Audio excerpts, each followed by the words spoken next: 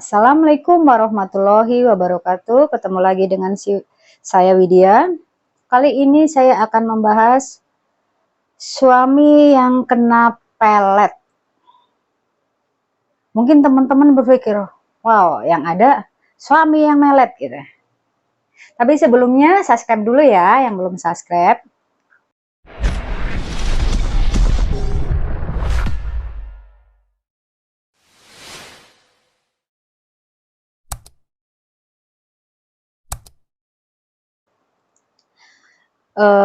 Untuk kali ini saya ingin membahas suami yang kena pelet. Gitu. Mungkin teman-teman bingung gitu, kena pelet. Orang kagak kena pelet aja udah bandel gitu misalnya, itu kan yang bandel. Kalau yang nggak bandel kan juga banyak, tapi kebanyakan justru yang kena itu yang bandel. Kenapa yang bandel itu? Maaf, akhlaknya kurang, imannya suka imron, jadi imannya itu nggak stabil, jadi itu yang mudah mudah tergoyah kan. Otomatis kalau yang biasa bohong kan pikirannya kosong bohong gitu, jadi gampang lagi dimasukin hal-hal segitu, hal-hal negatif. Nah, biasanya suami yang kena pelet itu biasanya itu mereka-mereka yang sudah sukses dapat jabatan, sukses dalam bisnisnya, sukses dalam karirnya gitu kan. Sehingga lupa gitu, karena cobaan terberat suami ada di saat mereka itu lagi sukses. Ya, di saat sukses itulah cobaan itu datang. Awalnya iseng-iseng berhadiah kan, capek di kantor gitu kan, iseng sama koleganya di kantor ya kan, iseng-iseng lama-lama asik gitu kan. Lama-lama asik gitu kan. Akhirnya apa, lupa yang di rumah gitu kan. Otomatis yang di rumah kan lama-lama tahu kan, akhirnya mendoakan kan suaminya untuk di jalan kembalikan ke istrinya gitu.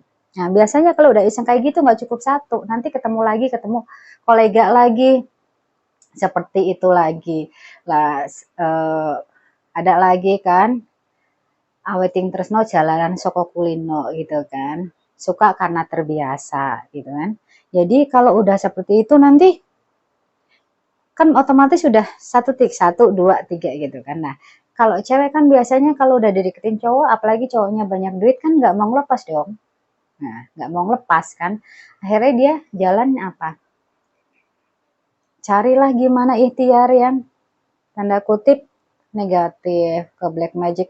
Walaupun mereka nggak tahu ini black magic kayak atau yang bener atau enggak, itu nggak ngerti. Yang penting gimana caranya ini laki-laki nggak lari dari saya, karena eh, otomatis perempuan kan lebih ngejarnya uang kan, money kan, jadi nggak pedulilah itu suami orang kayak atau siapa, yang penting kan rekening jalan terus gitu kan, suntikan dana nggak habis-habis gitu. Akhirnya apa, diisilah gitu kan, ini suami orang biar tetap bertahan sama si A ini, selingkuhannya itu kan, otomatis diisi nih kan.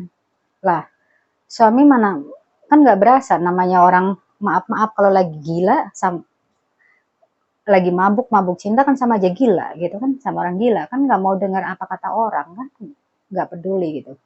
Akhirnya kenalah santet kan, biar nggak jauh dari perempuan inilah. Yang satunya lagi akan seperti itu juga kan, nggak mau dong ATM-nya diambil orang.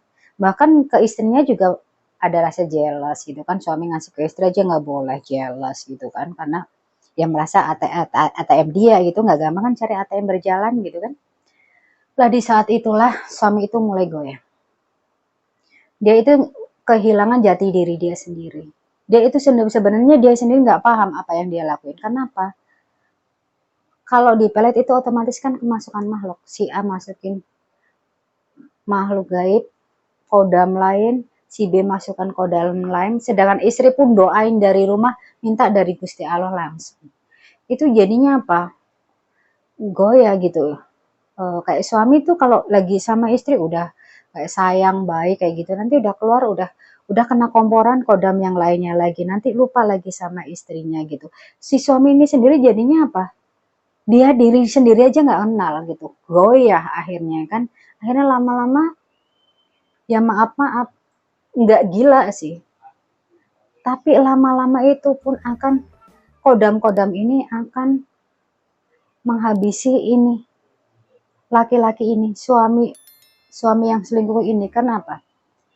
Dalam melakukan hubungan kayak gitu nggak mungkin baik terus, pasti ada berantemnya. Di saat itulah kan selingkuhannya ini pasti lagi nyuntik lagi dengan magic, ditambah magic lagi, ditambah magic lagi. Jadinya suami ini akan tambah, dia akan bingung, benar-benar kehilangan jati diri gitu kan. Akhirnya apa? Kadang-kadang rasa kayak kayak blank, kayak pikun. Kadang-kadang hidup banyak orang tapi ngerasa kesepian, nggak ngerti mau gimana. Itu tanpa tanpa laki-laki ini sadar, itu udah otomatis raganya udah digerogoti oleh kodam-kodam yang diisi oleh selingkuhan-selingkuhannya ini.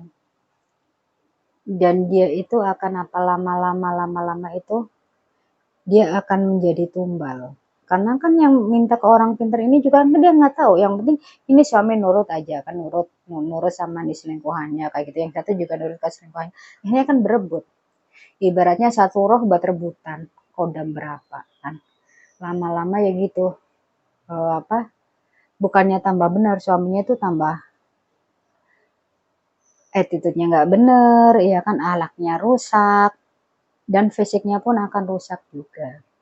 Jadi kalau pesan saya, kalau misalnya ada teman-teman kita yang suaminya seperti itu, minta sama Tuhan untuk agar mendapatkan hidayah dari Gusti Allah, karena pertolongan itu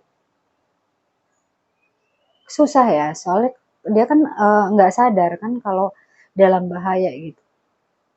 Kalau seumanya dia sadar, dia mau dibersihin, dia datang ke guru yang benar-benar mintanya sama Gusti Allah, yang benar-benar di line yang benar gitu, bukan magic hitam atau bukan yang melenceng ke akidah. Insya Allah bisa bisa sembuh gitu. Tapi kalau kalau dia benar ya, kalau nggak benar akan semakin tambah jauh, dan endingnya udah pasti meninggal tapi dalam keadaan yang sangat tragis. Saya bisa bicara seperti ini karena saya udah ketemu, ada satu pasien datang ke tempat saya itu benar-benar, malah beliau itu orang pinter. Beliau itu paranormal yang pasiennya anggota-anggota DPR gitu loh, biasa dekingin anggota-anggota DPR, pejabat-pejabat seperti itu, tapi akhirnya meninggalnya tragisnya seperti itu. Jadi kena sama selingkuhannya ini gitu loh. Sama gurunya juga yang didayak. Jadi senjata makan tuan gitu loh. Jadi saya cerita seperti ini bukan tanpa fakta gitu, karena 5 tahun yang lalu datang ke saya orang pintar mendapat pintar, karena beliau itu dekingannya itu pejabat-pejabat anggota DPR. Itu akhirnya meninggalnya tragis sekali. Sampai sudah meninggal pun masih datang ke saya minta disempurnakan. Jadi pesan saya buat teman-teman semuanya, tidak ada habisnya mengikuti nafsu duniawi.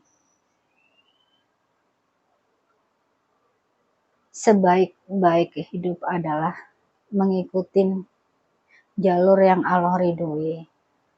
Kita jangan ikutin ego kita bahwa kita mampu, apalagi yang maaf-maaf yang punya ilmu, teman-teman kita yang kebatinannya tinggi.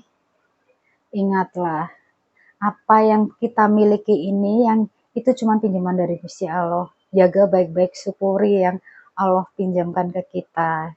Jangan menyalahgunakan kepercayaan yang Gusti Allah kasih ke kita, karena konsekuensinya luar biasa gitu. Demikian share saya kali ini. Maaf, bukan saya menyudutkan salah siapapun di sini. Kita hanya share. Saya cuma pingin teman-teman semua jangan sampai salah melangkah, salah menggunakan kepercayaan yang Allah kasih. Tidak semua orang Allah percaya untuk mendapatkan ilmu atau kekuatan kebatinan yang luar biasa yang seperti teman-teman dapatkan. Nggak semuanya. Jadi eh, ya pesan saya, jagalah kepercayaan Gusti Allah. Pergunakanlah sebenar-benarnya. Insya Allah jadi ibadah. Jadi jangan sampai justru nikmat yang Allah berikan ke kita justru akan jadi bumerang buat kita. Wassalamualaikum warahmatullahi wabarakatuh.